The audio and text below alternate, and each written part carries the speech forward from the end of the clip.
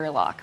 Well, today is the 24th annual World No Tobacco Day, sponsored by the World Health Organization to raise awareness of the devastating effects of smoking. But a full-page ad in this morning's New York Times challenges the Global Health Organization to get behind a controversial new product known as the e-cig.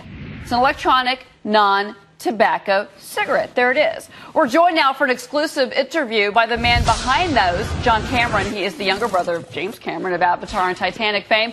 And, of course, by our media reporter, Dennis Neal, who's been following the story very closely. And, Dennis, I want to start with you on this because the FDA they've talked about that they're not so sure about these e-cigs, but they're not really making a move yet on them. So FDA, what's going on? You would think from the onset, why is the FDA saying we'll take any safer alternative? And cigarettes have 4,000 chemicals and 80 carcinogens, and e-cigs have 4 ingredients, no carcinogens, and only nicotine. Why don't we just open up? But instead, they tried to regulate its direct delivery system, lost that battle in court. They tried to ban shipments of it. They tried to block makers from making any quit smoking claims. They've been very kind of tough. Now they want to apply cigarette rules to e-cigs, even though e-cigs have no tobacco and no smoke involved at all. And so for our guest, John Cameron, who he ends up trying it 6 months ago for the first time. He was a pack-a-day smoker for 10 years. He tries it, and he has not gone back to a cancer stick ever since. So, John Cameron, this must be frustrating for you, given that you feel like you found a safer alternative, and yet you're having such a hard time. There's 46 million smokers in the U.S., and I think e-cigs have maybe several 100,000 users.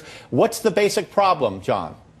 Well, I think the problem is just people don't understand what it is. There's a lot of misconception around electronic cigarettes. I talk to people every day about what an electronic cigarette is. I'm on the phone constantly, everyone I bump into, and most people don't realize that there just isn't any tobacco product inside of the electronic cigarette. It's a nicotine delivery system. It has 4 chemicals in it. It's got vaporizing fluid that has come from asthma inhalers that have been FDA approved for 50 years.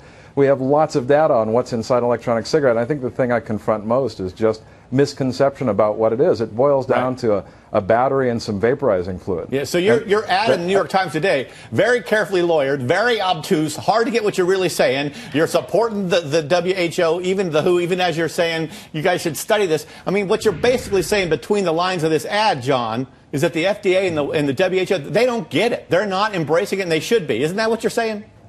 I think what I'm trying to do is open a dialogue. Ultimately, we have to talk about this. I mean, with 6 million lives on the line, I think any form of technology that moves forward that takes that into consideration, I think it's just too much for the human mind to wrap its head around. You have 6 million lives in jeopardy every year because of tobacco use, and here you have a technology that's off the shelf that you can put in people's hands tomorrow that's going to reduce that drastically, significantly. We have to fast-pace this. We have to get in front of the technology. We have to get out there in the world market. The FDA needs to get behind it. The WHO needs to get behind it. But what they need to do is establish an independent commission.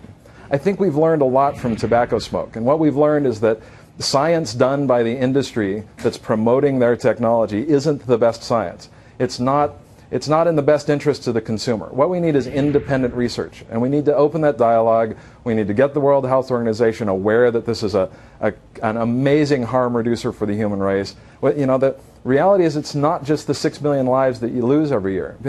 50% of those lives are cut down in the prime of their life.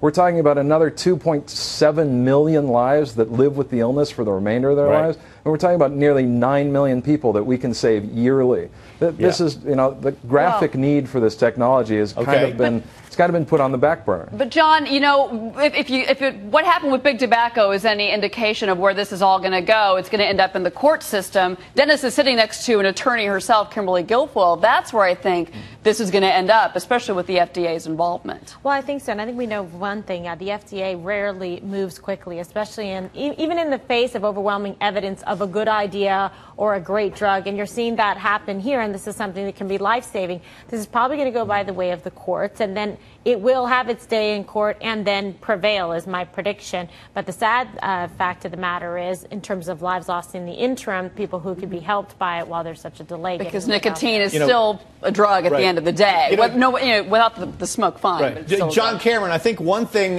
working against e-cigs is that you're caught in between. So the pro-tobacco cigarette makers don't want the product, and someone who sells Nicorette gum doesn't necessarily want your product. It's a rival. Yet the anti-smoking people people think it's anathema and it's scandalous to think of a safer cigarette at all. And because your thing looks like a cigarette and I still get to puff on it and hold it, I think the anti-smoking people think that somehow you are giving into addiction and you're not ending it.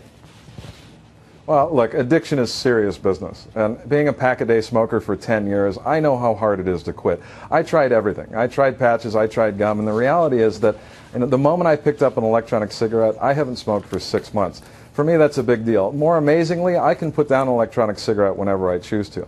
So from a very personal standpoint, I know this works. This is why I got into it. 6 months ago, trying to stop smoking, instantly stopped the moment I picked up an electronic cigarette. I didn't need to go out and do the immediate data to make the connect. I figured it out on my own. Right. But in the past 6 months, in talking to everybody, what we're learning is that to get to the FDA, to get to the WHO, to get to that conversation, we have to open a dialogue. We have to make sense of this. And the reality is that we have suffered the ills of tobacco for hundreds of years, and significant research has been done. We know exactly how bad it is for us, and here we have a replacement. We have to move on this. We can't just sit idly by. John Cameron, the CEO of SafeSig. It could be a great Hollywood movie. Talk to your brother about it. Yeah. Thanks for coming on Fox Business. Of course, we'd like to thank Dennis Neal as well. Yeah, thanks for coming on, John. Great job.